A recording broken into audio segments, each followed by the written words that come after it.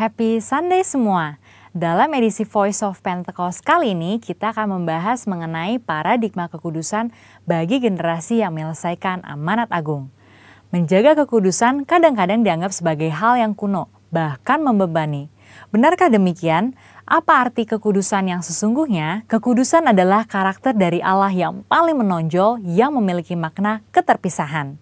Salah satu contoh ketika Adam dan Hawa sebagai manusia pertama jatuh di dalam dosa. Mereka harus keluar dari Taman Eden.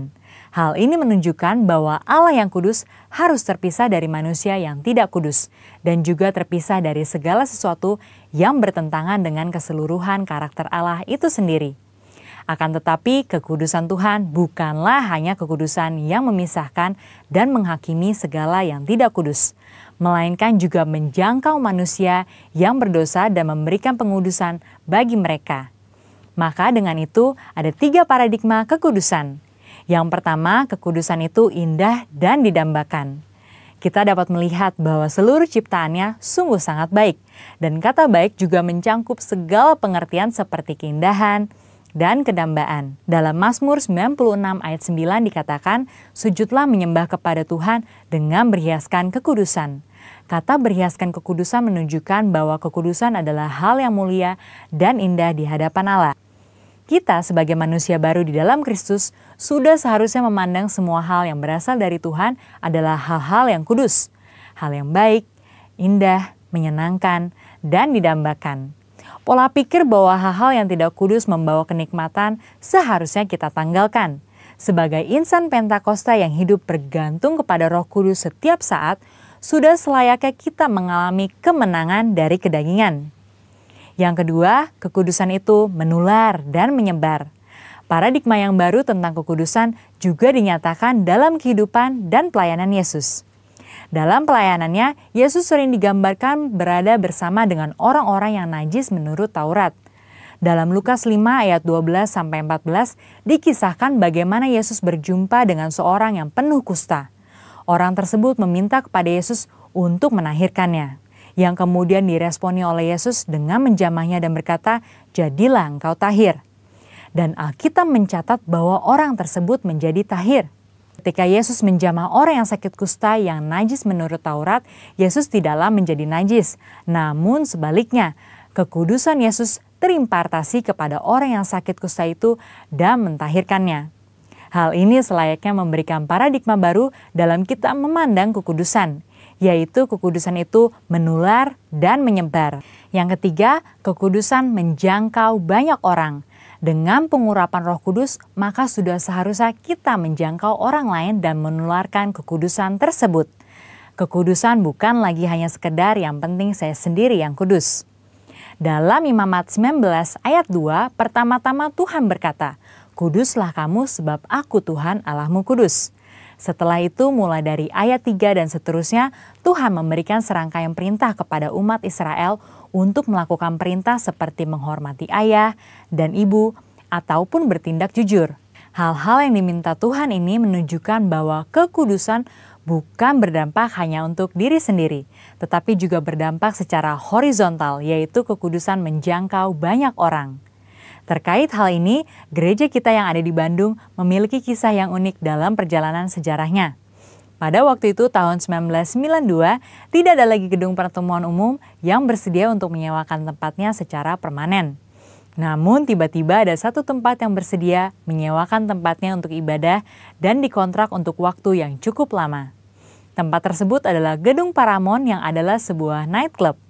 Pada saat itu gembala sidang kita dihadapkan dengan keputusan yang sulit. Beliau pun teringat bahwa pada waktu sebelumnya dalam KKR di Batam, hal serupa juga terjadi.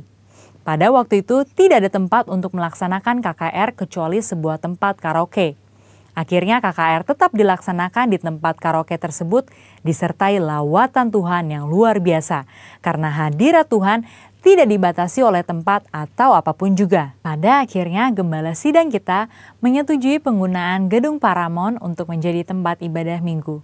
Meskipun tempatnya aneh menurut manusia, tetapi hadirat Tuhan memenuhi tiap ruangan ibadah dan lawatannya pun terjadi setiap minggu. Banyak orang bertobat dan jiwa-jiwa bertambah hari demi hari. Wow! Kesimpulannya, Tuhan sedang memanggil kita untuk hidup dalam kekudusan, guna menyelesaikan amanat agung. Dalam Wahyu 22 ayat 11 dikatakan, barang siapa yang berbuat jahat, biarlah ia terus berbuat jahat.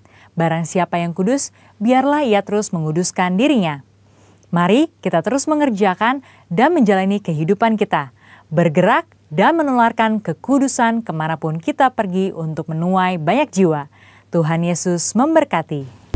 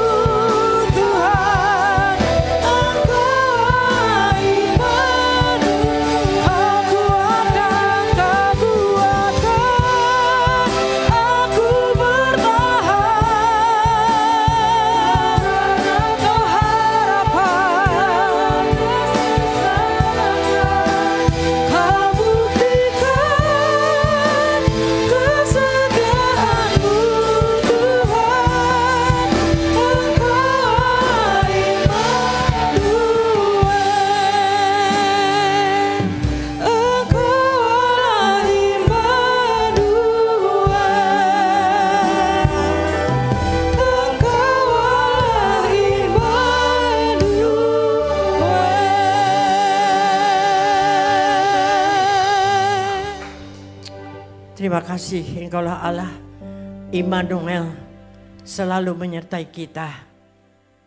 Tuhan, inilah saatnya kami mau sekali lagi mendengarkan tuntunan-Mu, arahan-Mu, agar kami tidak salah melangkah, agar kami mencapai apa yang Tuhan sediakan buat kami. Dan sore hari ini, biar kami mau fokuskan hati kami kepada suara-Mu. Biarlah segala gangguan-gangguan yang lain, roh-roh yang lain yang bukan dari Allah kami tolak keluar dalam nama Yesus Kristus.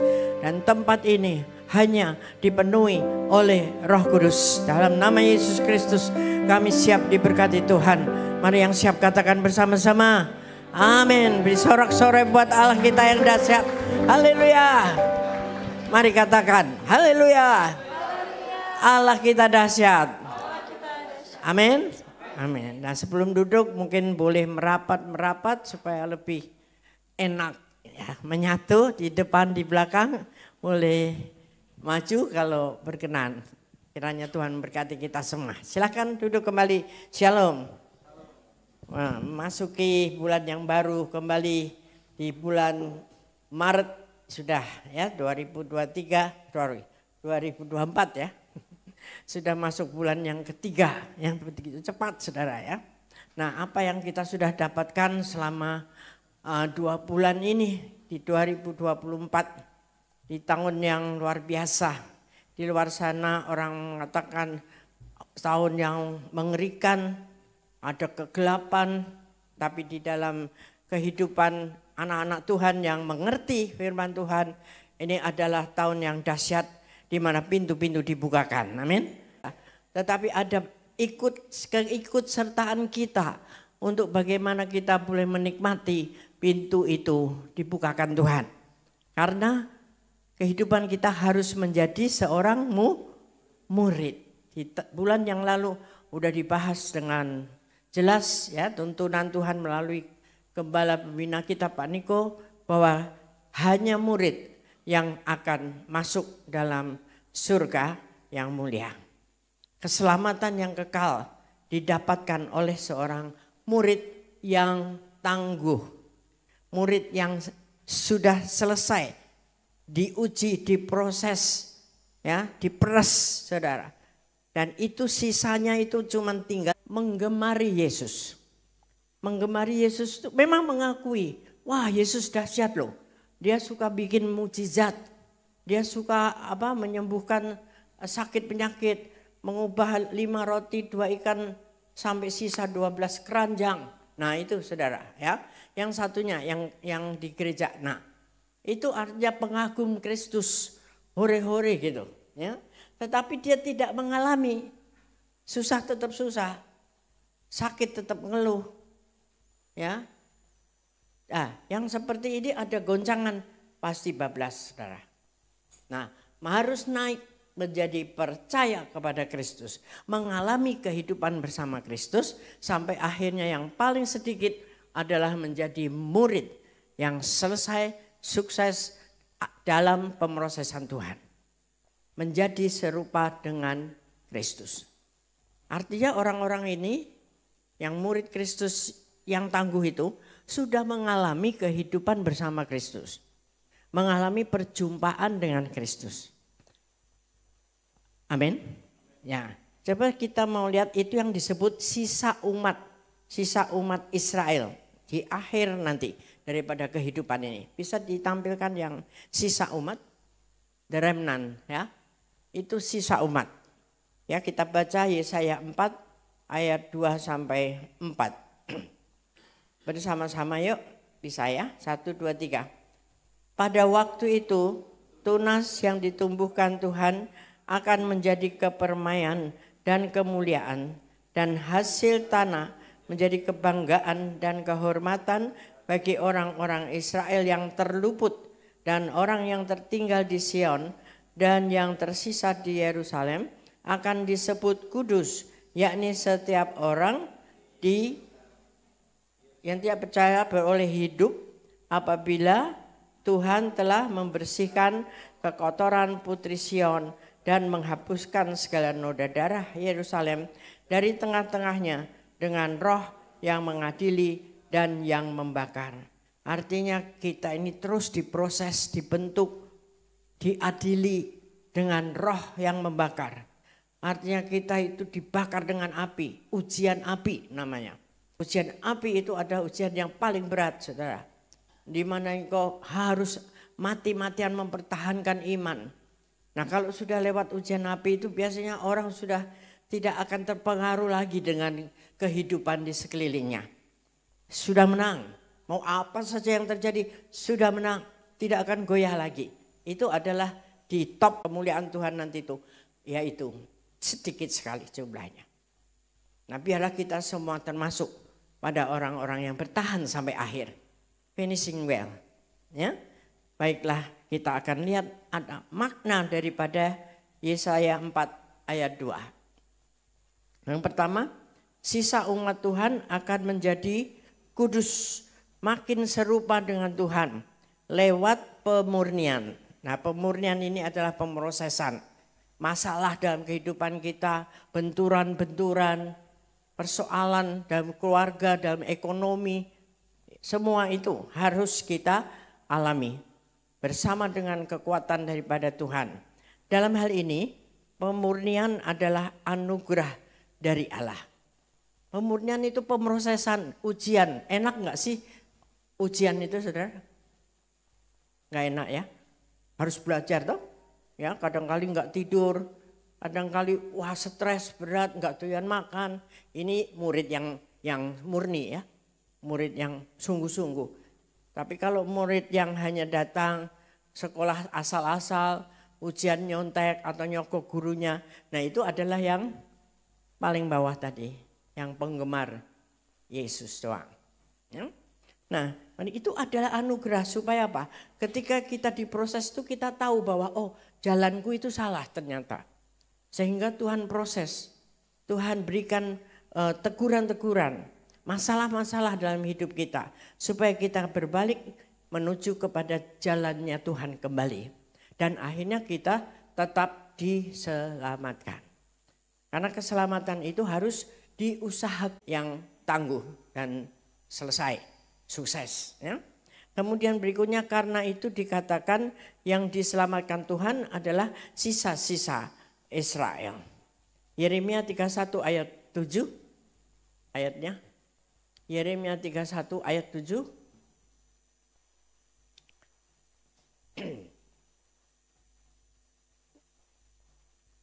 Sebab beginilah firman Tuhan, bersorak-sorailah bagi Yakub dengan sukacita, bersukarialah tentang pemimpin bangsa-bangsa. Kabarkanlah, pujilah dan katakanlah Tuhan telah menyelamatkan umatnya, yakni sisa-sisa Israel. Jadi yang tersisa artinya tuh kalau kita menyisihkan, menyortir misalnya buah ya. Buah yang paling busuk kita buang. Yang agak setengah busuk akhirnya tersortir juga. Besoknya sudah menjadi busuk juga. Dan akhirnya tinggal paling bagus itu tinggal sedikit saudara. Kira-kira seperti itulah.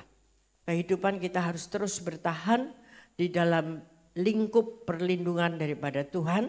Supaya kita itu terselamatkan sampai akhir. Berikutnya ada yang Asia 2024.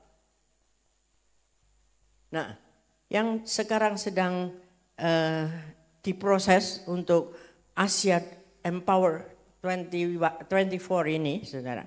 Yang dengan temanya adalah everyone, setiap orang. Setiap orang itu bukan artinya jumlahnya nanti semua orang banyak begitu tiba-tiba, enggak. Tapi artinya everyone itu setiap kita ini akan berjumpa dengan Tuhan secara pribadi. Katakan amin. Hah? Aminnya pada ngantuk ya. Masih dengar saya kan? Kalau gitu suaranya pelan-pelan aja deh. Saudara-saudara, everyone. Tahu gak? Everyone itu semua orang akan berjumpa dengan Tuhan secara pribadi. Nah itu kan bagus kan? Jadi amennya kenceng. Ya semangat dong. Ya. Sudah sore sih ya. Ngantuk-ngantuk atau lapar-lapar ini. Jadi ini penting sekarang ini, saudara. Ya, sebentar lagi nanti bulan Juli ada ini Empowered Empowered Asia di SICC kita. Ya, dan nanti sebagai pendahuluannya untuk di Pondok Gede ini anak-anak muda nanti akan berkumpul di sini di 30 Maret. Ya, dari ranting-ranting kita dan gereja yang terdekat yang di bawah Pak Niko kumpul anak-anak muda. Jangan sampai ketinggalan anak-anak muda. Bersama-sama join mempersiapkan berdoa untuk momen Juli 3 sampai 6. Karena kuotanya sudah habis. Cepat sekali. Ya, di seluruh rayon kita cuma dapat berapa? Sedikit. Karena apa? Dunia yang nyerbu duluan. Orang-orang luar. Mereka pengen tahu apa nih kegerakan Tuhan lewat Indonesia. Tapi yang di sini santai, ya kan? Santai sekali. Sehingga nggak keumanan itunya, kuotanya, saudara. Nah, nanti di 30 Maret anak-anak muda kita ya bisa mempersiapkan diri mengikuti doa-doa, mempersiapkan hal itu. Ya, samalah pasti ada urapan Tuhan juga. Nah, terus kita baca itu berikutnya yang everyone sama dengan banyak. Everyone ya, tidak berbicara tentang banyak yang diselamatkan, tapi setiap orang di bumi mendapatkan kesempatan autentik mengenal Yesus dengan intim dan membangun hubungan pribadi dan kekal dengan Allah yang benar. Lalu menjangkau setiap orang di bumi melalui kuasa Roh Kudus dengan pesan Kristus. Jadi judul everyone ini artinya setiap kita harus terlibat di dalam penginjilan. Pribadi lepas pribadi. Makin hari makin intim dengan Tuhan. Sering baca firman Tuhan. Sering memberi waktu untuk diam bersama Tuhan. Sehingga Tuhan bicara sama kita. Tuhan menjamah kita. Apa yang engkau sedang pergumulkan. Tuhan jawab. Ada perjumpaan secara pribadi. Dan kemudian dirimu itu akan menjadi berkat buat orang lain yang sama pergumulan. Amin. Nah, itu artinya everyone itu. Jadi bukan artinya semua ya rame-rame dimuridkan, ya memang. Tapi tergantung dari setiap orang ini yang berjumpa dengan Tuhan secara pribadi menjadi murid yang sudah lulus, saudara. Sehingga goncangan apapun, masalah apapun tidak mempengaruhi lagi hidupnya. Mau susah, mau senang secara daging, tidak pengaruh. Tetap Yesus number one. Amin. Itu iman yang seperti itu, murid yang seperti itu yang nanti akan menikmati pintu-pintu terbuka. Akan menikmati keselamatan yang Tuhan siapkan buat kita. Sampai akhir, sampai kita masuk ke surga. Dan surga turun di bumi sebelum kita pulang. Menikmati selalu damai dan sejahtera Allah. Masih ingat api itu harus dinyalakan terus, amin. Ya, api di mezbah itu harus dinyalakan terus, tidak boleh padam. Ya, karena apa? Kalau padam itu gampang menjadi serangan-serangan datang, saudara. Ya, Imamat 6 ayat 12-13. Itu bulan lalu sudah. Kita ulang supaya makin hari peringatan Tuhan. Yang terpenting api yang di atas mezbah itu harus dijaga supaya terus menyala. Jangan dibiarkan padam. Tiap-tiap pagi imam harus menaruh kayu di atas mezbah, mengatur korban bakaran di atasnya dan membakar segala lemak korban keselamatan di sana. Jadi dulu kan mezbah ya berbentuk ada kayunya, lalu ada anak domba atau lembu yang dipersembahkan di bagian lemak-lemaknya. Ya, yang bertugas untuk menyalakan terus mengisi kayu itu adalah imam. Imam itu artinya di waktu itu nabi. Ya, pelayan Tuhan yang paling tinggi. Tapi sampai hari ini imam itu adalah kepala rumah tangga termasuk di dalamnya. Siapa dia? Kepala rumah tangga siapa? Anak muda tahu nggak kepala rumah tangganya siapa? Bapak, ibu, suami, ayah, itu adalah imam. Ya, anak-anak muda, engkau calon imam-imam yang bertanggung jawab atas api itu. Api apa? Ada 3 api di bulan kemarin sudah dibahas. Yang terus harus menyala. Yang satu adalah api roh basah. Api apa? 3 itu yang harus nyala terus. Ada yang tahu? Nanti dapat coklat dari Pak Gun. Api apa? 1, bunga tahu? Lupa. Apa yang harus membakar hidup kita? Api apa? Api bakaran sate? Api apa? Roh Kudus. Ya, kan ini Roh Kudus Pentakosta ketiga, yang terakhir, yang terbesar. Itu harus bakar hidup kita terus. Yang penting. Jadi kalau sudah terbakar dengan api Roh Kudus, tidak mungkin loyo-loyo. Tidak mungkin males-malesan. Ya, tidak mungkin ibadah telat-telat, ya pokoknya yang penting udah datang lah. Paling ujung-ujung, tinggal doa berkat, pulang. Di sini nggak ada. Nggak ada kan? Semua datang awal tadi. Amin. Nah, ya itu semangat tinggi. Terus tanda-tandanya yang lain, ketika api Roh Kudus itu menyala, engkau itu damai. Hatinya tuh penuh damai sejahtera, sukacita, sehingga orang itu senang. Ya, dalam satu kelompok, mungkin di sekolah atau di kul atau di persekutuan, di kelompok apa, selalu dicari. Kalau nggak ada, oh si itu mana ya? Enak deh kalau ada dia rame, nyenengin. Jangan sebaliknya, nyebelin dia lagi. Amin. Itu Roh Kudus. Jadi orang itu senang. Orang itu damai melihat kita karena kita ada damai. Betul nggak? Ya, wajah-wajah yang damai, nggak usah ngomong, itu bersinar-sinar, saudara. Orang melihat itu ada daya tarik tertentu. Ya, jadi apa saja dijalani dengan sukacita.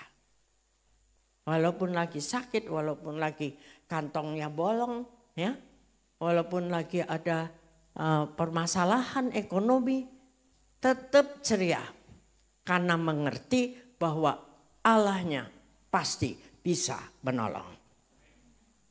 Itu tandanya murid, tandanya orang-orang yang nyala apinya terus. Nah, api yang kedua adalah api kasih. Kasih mula-mula, baik kepada Tuhan maupun kepada sesama kita. Imam tadi bertugas menyalakan api Roh Kudus di dalam rumah tangganya masing-masing, yaitu doa, pujian, penyembahan. Ada masalah, doa sama-sama. Ada kekurangan, doa sama-sama. Mau kapan ditolong Tuhannya, pokoknya doa aja dah. Udah lepasin Tuhan, aku percaya engkau pasti bukakan pintu. Itu namanya itu udah pasrah bongkoan, bahasa Jermannya itu. Tahu ya? Maksudnya pasrah sepenuhnya, nggak pakai embel-embel lagi. Itu kasih. Lalu kasihilah sesamamu, terutama di dalam keluarga ini mesti ada kasih. Kasih yang semula, kasih yang murni. Kepala keluarga imam pasti harus tentu wajib mengasihi istri anak-anaknya. Nah itu turun damai sejahtera, itu turun berkat. Karena dalam rumah tangga itu happy. Ya, malaikat-malaikat turun, kelihatan tuh yang happy-happy keluar api-apinya tuh, turun berkat di situ. Tapi yang tidak ada api gelap-gelap lewat semua. Kasih aja ke tempat bugem aja semua gitu. Ya, lewat. Ini loh, serius. Hari kasih harus diperbaiki. Nyala kembali. Apapun yang sudah terjadi, mungkin sedang ada benturan, ada percekcokan, beda pendapat. Ya pasti ada, namanya juga manusia. Tapi nggak usah diperpanjang. Mau dapat untung apa kalau kita terus tidak berdamai. Karena Tuhan mengajarkan kita untuk kalau sedapat apanya, kalau itu tergantung padamu, berdamailah. Kita yang memulai perdamaian itu. Katakan amin. Nah, api yang ketiga adalah api pujian, penyembahan, dan doa kita. Jadi api pertama adalah api Roh Kudus, kedua api kasih, dan ketiga api pujian, penyembahan, dan doa. Baca firman. Itu menjadi makanan kita. Ya, makanan roh kita adalah doa, pujian, penyembahan, dan firman. Bagaimana kita mau dikuatkan kalau firmannya kita nggak pernah makan? Bagaimana saudara akan sembuh dari sakit sariawan kalau vitamin C nggak pernah dimakan? Misalnya contohnya seperti itu. Ya toh? Logika aja, logis. Kalau kita tidak makan, kita tidak sehat. Nah, kita tidak makan firman, tentu roh kita tidak sehat. Gampang jatuh, gampang ngeluh, gampang nyalain orang lain. Ya, menyesal, kecewa, males, akhirnya bisa menjadi saling membuli.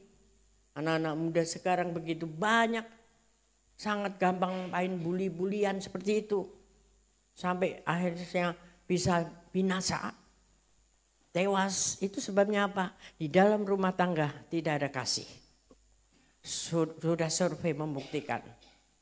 Karena dia tidak bisa mendapatkan tempat di mana dia bisa mencurahkan isi hatinya. Tidak ada bahu untuk dia boleh menyandarkan dirinya. Lalu dia cari di luar, tidak didapati di luar, marah, berantem, membuli, ya, tawuran. Itu semua akibat daripada rumah tangga yang tidak menyala api Roh Kudusnya, api kasihnya. Nah, ini cepat-cepat kita harus beresin supaya kita menerima apa yang Tuhan janjikan. Pintu-pintu dibukakan. Jangan salahin kalau Tuhan tidak membukakan pintu itu karena kita belum beres di hadapan Tuhan. Amin. Siapa yang mau? Katakan amin. Pasti engkau diberi jalan Tuhan. Ya, taat kepada Tuhan. Apa yang menjadi tuntunan Tuhan kita harus taati. Kalau supaya bisa mencapai mujizat-mujizat besar yang Tuhan sediakan. Seperti contohnya bangsa Israel. Ketika dia keluar dari Mesir, di perjalanan padang pasir yang begitu dahsyat, siang sangat amat panas, malam sangat amat dingin. Dan Tuhan memberikan tiang awan dan tiang api. Ya, tiang awan seperti AC alam, saudara, untuk jutaan orang di padang pasir. Itu mengayomi sekaligus menuntun. Satu saat ini kan orang tinggal pada di tenda. Ya, kalau pemimpinnya waktu itu Musa selalu memperhatikan awan itu, sudah bergerak atau belum? Nah, kalau awannya bergerak cepat-cepat bongkar tenda, jalan, ya. Mungkin ada yang lagi sakit gigi, tetap jalan, saudara. Ya, bongkar-bongkar tenda, jalan, boyong-boyong. Tidak tahu sampai seberapa jauh. Begitu awan itu berhenti, dia berhenti, berkemah lagi. Mungkin baru sehari 2 hari, awannya jalan lagi. Ya, itu perjuangannya, ujiannya, ikut terus.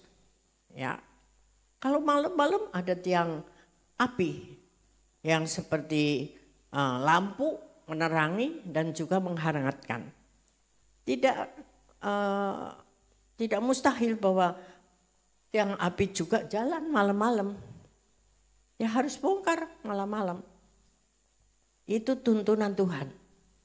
Bukan sekarang ini saudara nungguin tiang awan di tengah hari, ya, atau tiang api di malam hari. Tidak akan pernah. Jangan sama-samakan hari-hari ini dengan masa itu. Itu masa itu yang Tuhan izinkan terjadi. Ya, Laut Merah terbelah itu di zaman itu. Tapi zaman ini jangan coba-coba pakai tongkat engkau membelah Kalimalang. Atau banjir-banjir ceprokin begitu ya. Enggak nyingkir-nyingkir tuh airnya. Siapa yang suruh? Tuhan enggak suruh. Tapi kalau saat itu Tuhan suruh. Ya. Pukulkan tongkatmu pada laut itu. Dan terjadi mujizat. Makanya mujizat itu masih ada sampai hari ini. Katakan amin. Tapi caranya tidak sama. Kita jangan nyontek cara-cara yang dulu. Ya, karena Tuhan tuh berkarya itu unik. Untuk setiap orang beda-beda saudara. Ya, ada yang diberkati luar biasa. Terima hadiah besar. Tetapi ada yang diberkati melalui permasalahan. Tadi ujian pemurnian itu adalah anugerah. Ketika engkau digodok, dikasih masalah, di situ imannya tumbuh. Sehingga akhirnya bertemu dengan Tuhan. Sampai bisa mengatakan, gak peduli aku gak ada duit. Yang penting ada bersama Tuhan. Pasti kenyang, pasti makan. Karena bangsa Israel waktu itu gak ada apa-apa. Tapi mana turun terus. Nah sekarang saudara gak punya uang, jangan nungguin mana. Dari mana ada mana, dari mana ada mana. Zaman ini. Tidak mungkin dong. Ya. Tetap kita harus bekerja ora et labora. Tapi kalau pekerjaan lagi seret, lagi nggak ada, terus berharap Tuhan. Tidak mungkin tidak makan. Katakan amin. Beras lagi murah. Murah atau mahal? Itu kata orang-orang mahal. Kalau kata anak Tuhan murah. Kalau engkau nanam beras dulu, berapa biayanya?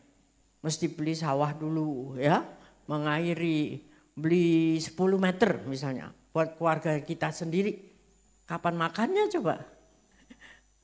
Bersyukur aja masih ada beras, kita masih beli. Tadi pagi makan enggak hari ini? Ada yang belum makan dari pagi? Nanti ke sebelah ada warung Padang. Nama Pak Gun nanti ya. Amin. Selalu tema kita di sini adalah jangan kayak orang susah. Walaupun lagi susah. Ya. Jangan pelit-pelit. Walaupun lagi enggak ada duit. Nah itu artinya kita beriman. Kita menabur yang baik. Dan engkau akan menuai yang baik. Amin. Kalau menuai ya. Tapi kalau diproses. Jangan dong Tuhan. Jangan aku. Si dia tuh aja. Karena proses itu anugerah. Amin lagi dong. Amin. Ikut ambil bagian di dalam penderitaan Kristus. Jadi jangan dengar yang mujizat, berkat terus-terusan. Ya, ada hari-hari ini gereja-gereja yang seperti itu, waduh membahayakan sekali saudara. Ya, seolah-olah Tuhan itu cuma mengasih berkat terus. Tapi iman kita bertumbuh karena ada proses. Tanah itu bisa subur karena dia diproses. Dicangkul, dipupuk, dibuangin batunya. Dan akar itu bisa masuk ke dalam. Mencari itu sumber kehidupan. Lalu tumbuh ke atas batangnya, daunnya, dan keluar buahnya. Dan buah itu dinikmati orang. Amin. Jadilah pohon yang berbuah-buah, yang buahnya manis. Ada yang berbuah tapi buahnya enggak baik. Tidak bisa dimakan, percuma.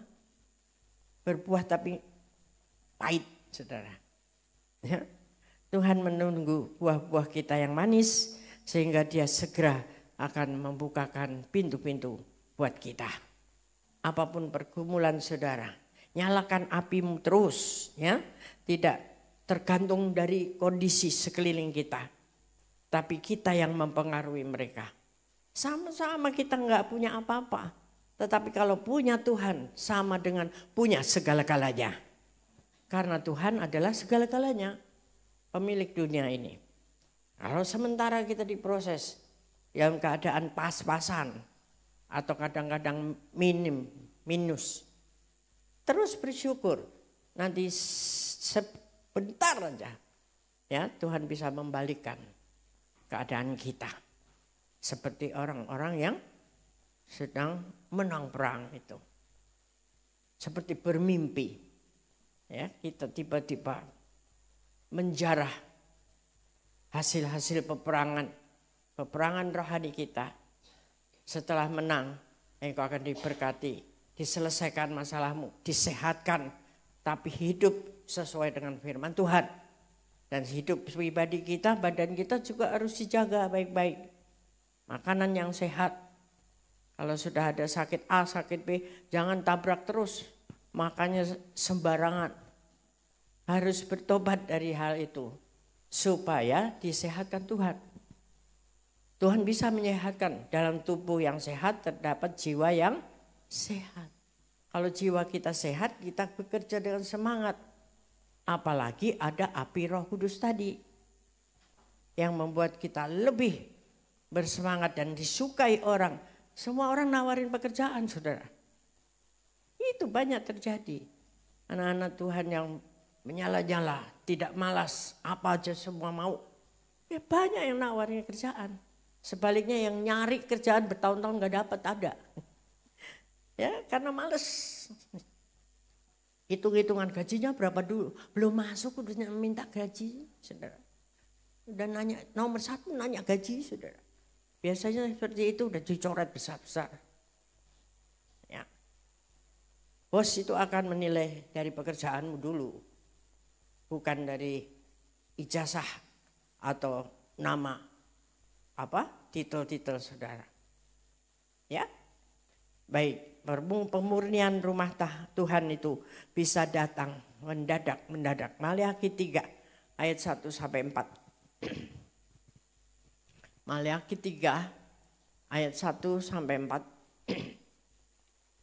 Ya, kita akan baca bergantian. Saya mulai dulu ayat 1.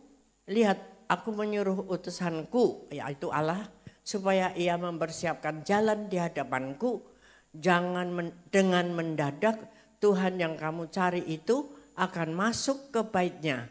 Malaikat perjanjian yang kamu kehendaki itu sesungguhnya ia datang. Firman Tuhan semesta alam.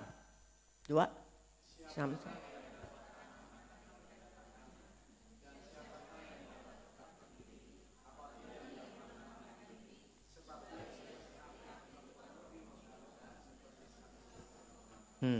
Seperti api yang membakar dan seperti sabun mencuci. Jadi itu sakit pemurnian. Tidak gampang. Ya. Kalau tidak tinggal di dalam Roh Kudusnya, enggak kuat. Ya, pasti sakit Tuhan. Udahlah, enggak usah lah. Yang aku sudah begini. Dosanya itu ya udah dipertahankan terus. Ya udah. Tuhan bilang itu maumu silahkan. Ya. Siapakah yang dapat tahan? 3. Ia akan duduk seperti orang yang memurnikan dan mentahirkan perak. Dan ia mentahirkan orang Lewi, menyucikan mereka seperti emas dan seperti perak, supaya mereka menjadi orang-orang yang mempersembahkan korban yang benar kepada Tuhan. 4 ya. Dan Yerusalem akan menyenangkan hati Tuhan seperti pada hari-hari dahulu kala dan seperti tahun-tahun yang sudah-sudah. Katakan amin. Jadi dimurnikan, disikat, disabun. Emas itu kalau dimurnikan digodok, saudara. Ya toh? Di api yang sangat tinggi derajatnya. Supaya apa? Campuran yang lain tuh rontok. Ya toh? Emas jadi cair itu terpisah. Ada logam-logam yang lain. Yang membuat emas itu tidak 24 karat. Nah setelah dimurnikan dipisahkan lumer tersisih yang murninya dan yang campurannya. Nah, harganya mahal sekali. Di tempat yang sejorok apapun, emas tetap emas. Katakan amin. Jadi engkau harus jadi emas yang murni. Yang siap dimurnikan. Walaupun sakit, tapi engkau akan muncul seperti emas, firman Tuhan bilang. Tetap berkilau. Di tempat yang seperti mana, di coberan, di mana. Tetap dia nggak akan luntur, saudara. Tapi kalau yang imitasi, kena air sedikit sudah luntur. Itulah iman yang di bawah tadi. Penonton, penggemar, ya suka hore-hore, rame-rame doang. Tapi masuk di dalam pemrosesan Tuhan, sehingga kita ini sudah akhirnya mengatakan, oke, aku tidak akan pernah berubah dari imanku. Oke, apapun yang terjadi, tetap Yesus. Oke, masalah-masalah yang datang, semua hinaan, fitnahan, semua, makan semua. Bersama dengan Yesus, enggak kerasa itu semua, saudara. Karena Tuhan yang membela kita. Tuhan yang berperang atas kita. Amin. Biarlah kita terus makin hari, bulannya cepat sekali ini berjalan, saudara.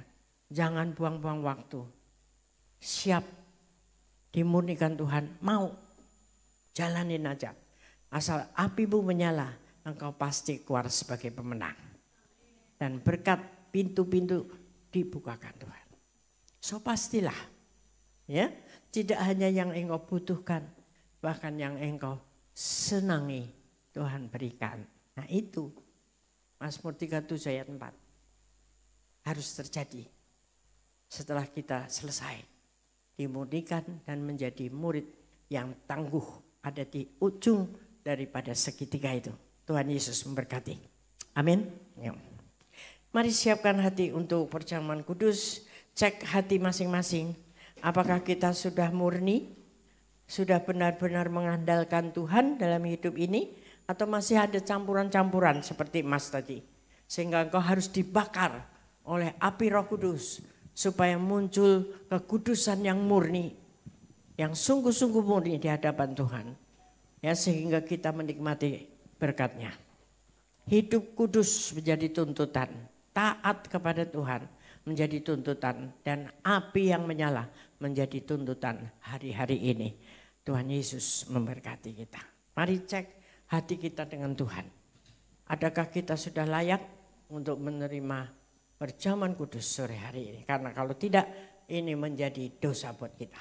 Ya, yuk mari kita nyanyikan hidupku menggenapi firman Tuhan. Hidup kita harus jadi penggenap firman dan penuh mujizat. Supaya orang melihat dan terkagum-kagum. Yuk bangkit berdiri, sambut firman Tuhan. Hidupku menggenapi firman-Mu. Tanda mujizat sertai tiap langkahku. Kau bersamaku di dalamku, jadi bukti kebesaran-Mu. Sekali lagi dengan sungguh-sungguh kita nyanyi. Hidupku menggenapi firman-Mu. Tanda mujizat sertai tiap langkahku. Kau bersamaku di dalamku, jadi bukti kebesaran-Mu. Saya renungkan lagu ini sungguh-sungguh. Kalau engkau mengenapi firman Tuhan, hidupmu penuh mujizat. Karena Tuhan bersamamu dan engkau menjadi berkat, bukti daripada kuasa Tuhan. Sekali lagi katakan, saya undang pelayan Tuhan. Hidupku menggenapi firman-Mu. Tanda mujizat sertai tiap langkahku.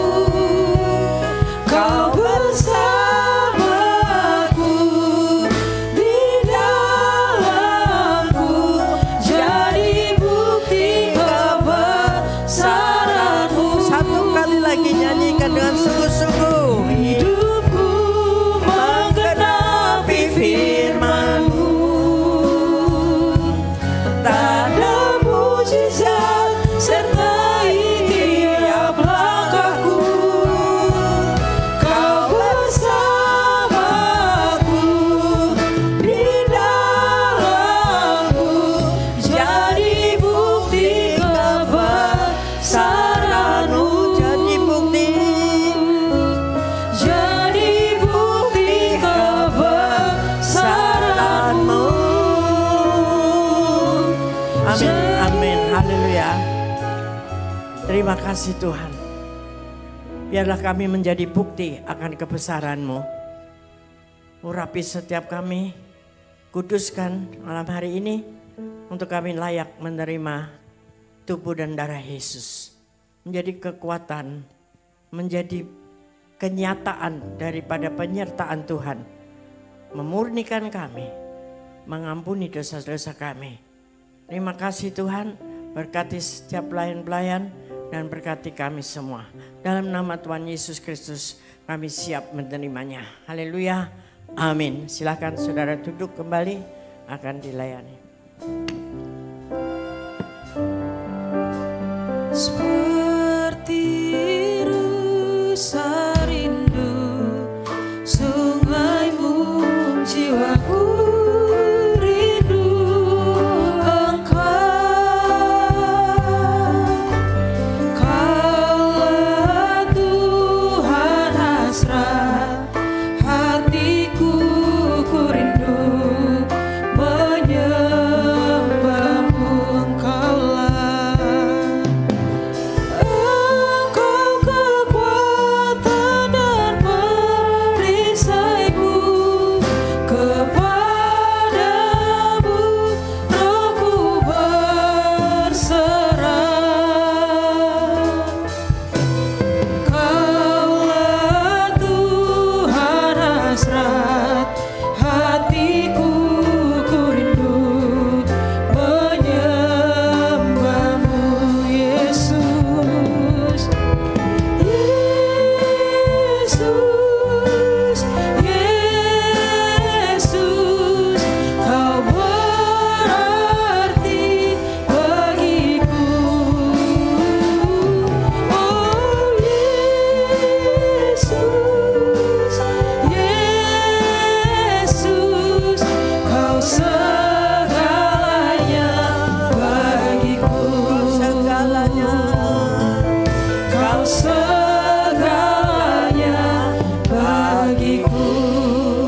mari saudara bangkit berdiri. Apakah semua sudah terima roti dan anggur?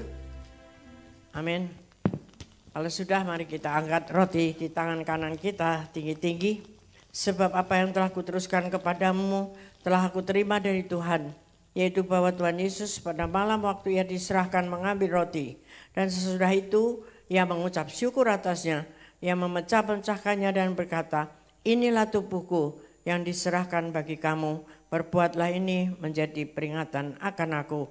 Saudara-saudara yang kasih Tuhan, bukankah roti yang kita pecah-pecahkan ini adalah persekutuan kita dengan tubuh Kristus? Mari makan dalam nama Yesus.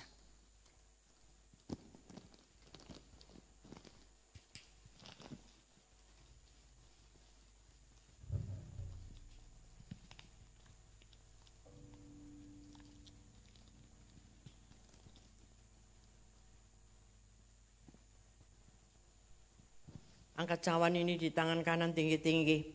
Demikian juga yang mengambil cawan sudah makan, lalu berkata, cawan ini adalah perjanjian baru yang dimeteraikan oleh darahku. Perbuatlah ini setiap kali kamu meminumnya, menjadi peringatan akan aku. Saudara yang kasih Tuhan, bukankah cawan pengucapan syukur yang atasnya kita ucapkan syukur ini adalah persekutuan kita dengan darah Yesus. Mari minum dalam nama Yesus.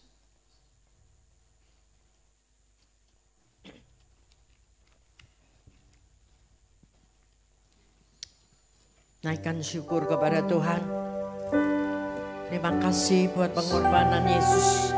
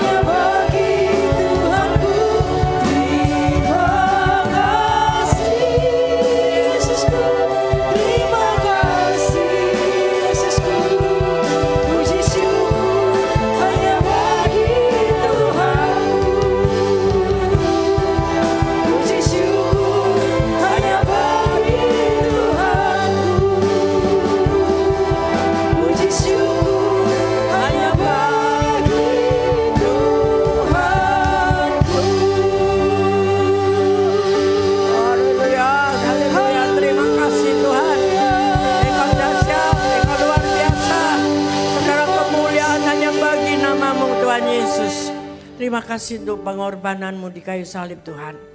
Sehingga boleh menyembuhkan setiap sakit penyakit kami Tuhan. Pemulihan-pemulihan terjadi. Berkat-berkat dibukakan oleh Tuhan. Turuti firman Tuhan. Dan Engkau akan membawa pulang berkat-berkatnya. Dengan sukacita Tuhan. Dengan penuh damai dan sejahtera. Terjadi pemulihan-pemulihan. Pemberesan-pemberesan di dalam kehidupan. Hanya beserta dengan Roh Kudus-Nya kita bisa terus kuat dan menang. Api itu harus terus menyala. Di dalam nama Tuhan Yesus Kristus, Tuhan memberkati engkau semuanya. Dan katakan sekali lagi, terima kasih Tuhan. Haleluya. Terima kasih Tuhan untuk kasih setiamu yang ku alami dalam hidupku. Terima kasih Yesus untuk kebaikanmu sepanjang hidupku. Haleluya. Terima kasih Yesusku buat anugerah yang Kau beri. Sebab hari ini Tuhan adakan syukur bagimu. Sebab malam ini Tuhan adakan syukur bagimu. Syukur bagimu. Haleluya. Ya Rabba ya Ralaba, Sikaraba ya Ralaba. Sikaraba ya Ralaba ya Ralaba. Segala puji syukur hanya bagimu Tuhan. Dan saatnya kami akan pulang kembali ke rumah tangga kami masing-masing. Kiranya Tuhan terus turunkan penyertaan-Mu dan berkat-Mu. Mari siapkan hati dan terimalah berkat Tuhan. Damai dan sejahtera Tuhan yang berlimpah-limpah. Kasih anugerah yang dahsyat dari Allah Bapa di surga. Dan terus persekutuan yang indah dan manis dengan Roh Kudus menyertai saudara hari ini. Sampai Tuhan Yesus datang kembali. Tetap setia kepadanya. Haleluya. Amin. Selamat hari Minggu. Tuhan Yesus memberkati. Haleluya. Untuk ibadah kita sudah selesai Bapak Ibu Saudara. Silakan bersatu teduh sejenak. Selamat hari Minggu, Tuhan Yesus memberkati.